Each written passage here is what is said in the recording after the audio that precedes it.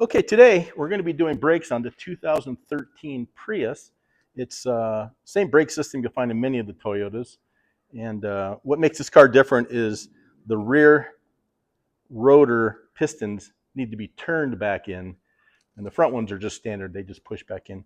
But we're going to go through it in detail, even giving you the right size wrenches and everything to do the job correctly. At any rate, it's not too bad a job. Just make sure that you support your car. Obviously, I have a lift, but support your car on jack stands, chalk the wheels, do everything safely, and you should have no problem. So let's get started. I'll show you how we do it. One thing I want to mention before we get going is to just do one brake set at a time. The reason is when you push the piston back in, that fluid's going somewhere. It's going either to the reservoir or it's putting pressure on the other three pistons in the other three calipers. If you have it disassembled at another wheel, you could very easily push the piston right out of the housing and it will make a mess of fluid and cause you a headache. Don't do that. One wheel at a time and put it back together. Okay, we're going to start with the front brake. It's easier than the rear brakes. We'll just do this real quick. 13/16 socket. Make sure your car, again, is jacked up properly. It's safe. You have jack stands on it. And remove the lug nuts from the front. You may want to take off this decorative panel on the front of the wheel. I can actually do it without it, but that would be up to you. You just need to pry it off on the corners, and it'll pop right off.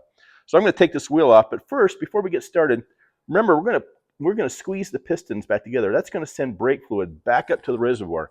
Loosen the cap on the reservoir, and if it's possible that you've taken your car somewhere, got an oil change, and they've added fluid along the way, it could in fact overflow when we squeeze the pistons. So it's a good idea to keep an eye on that while you're doing the project. Make sure the brake fluid doesn't come back through the reservoir on top and overflow. But again, if you've never added fluid along the way, you've got nothing to worry about. Okay, let's get started. Let's take the wheel off and let's do a front brake.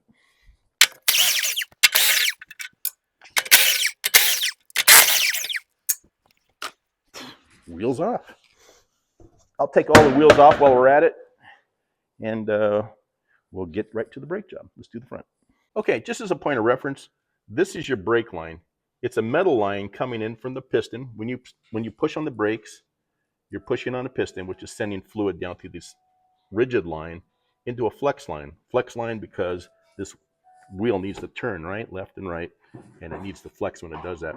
So from the flex line, it goes into the caliper, and that brings the fluid in that pushes on the piston in the caliper and squeezes the brake pads. Let's go over the parts of the front wheel braking system. This is a rotor. This is the caliper. The caliper has the piston inside it. The brake pads are in here. This is a strut. We call it a strut because it's a shock with a spring around it.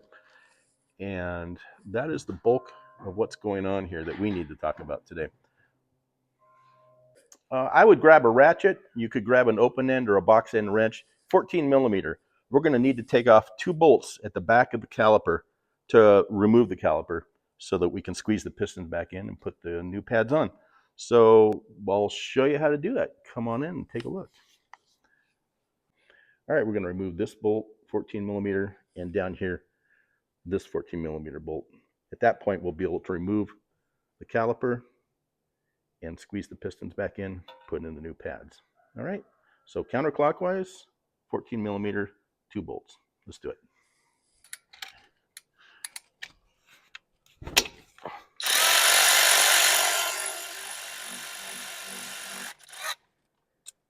One. This bottom bolt doesn't want to break loose without spinning the inner shaft. So I'm putting an 18 millimeter wrench on the inside of the inside of the bolt so I can break it loose. Okay, now that it's broken loose, it'll come right out. All right.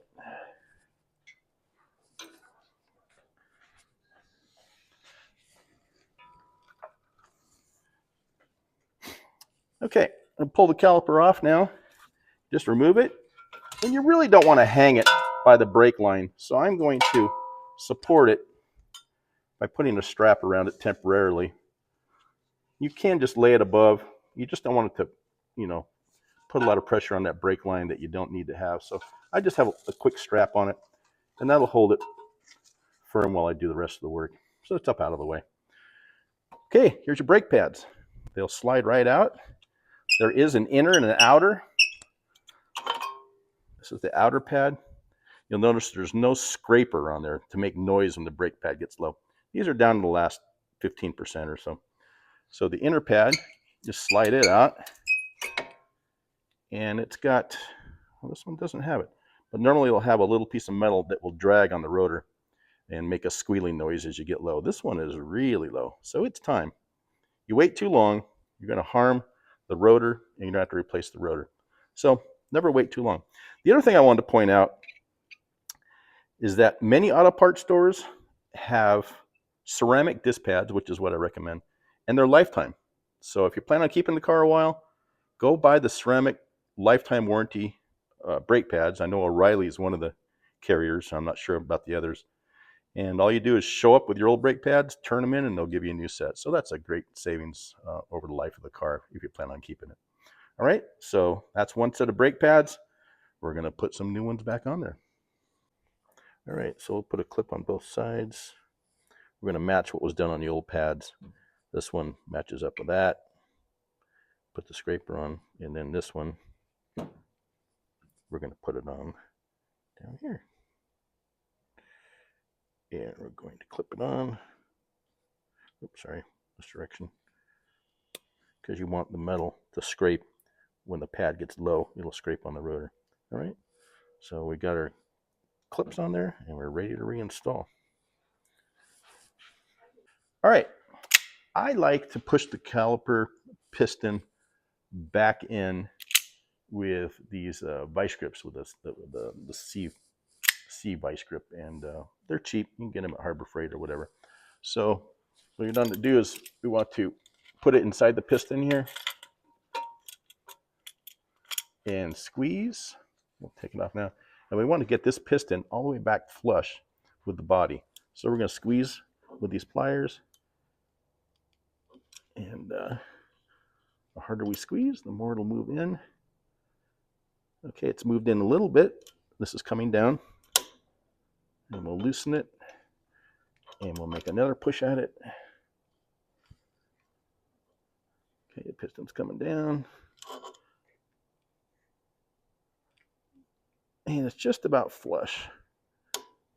We'll give it one more push. All right, that's it. The piston is completely flush with the body of the caliper. And now you're ready to put your pads back in and reinstall the caliper. All right, well, let's try the top first. All right, top first. All right, that's going smoothly. Okay, there we go. In, and we'll do the same thing on the inside. We're going to install the inside pad. Put it down into its groove. Top one in its groove. All right, we're in. Okay, now we just have to put the caliper back on. Is the caliper floats in and out with the brake pads. So these bolts here have to be able to float as well. So these studs that come out of the caliper that you put your 14 millimeters into, make sure they float in and out.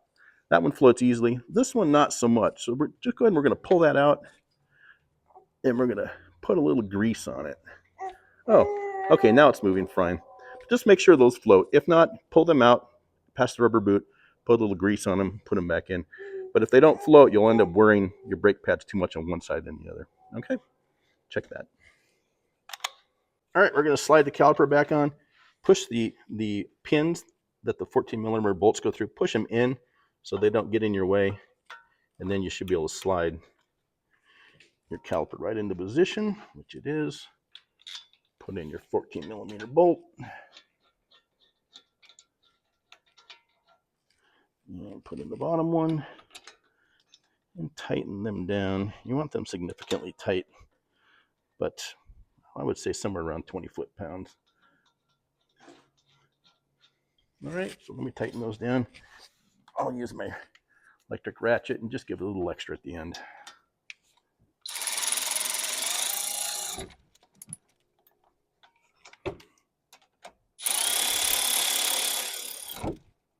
All right, you're complete. Put your wheel back on.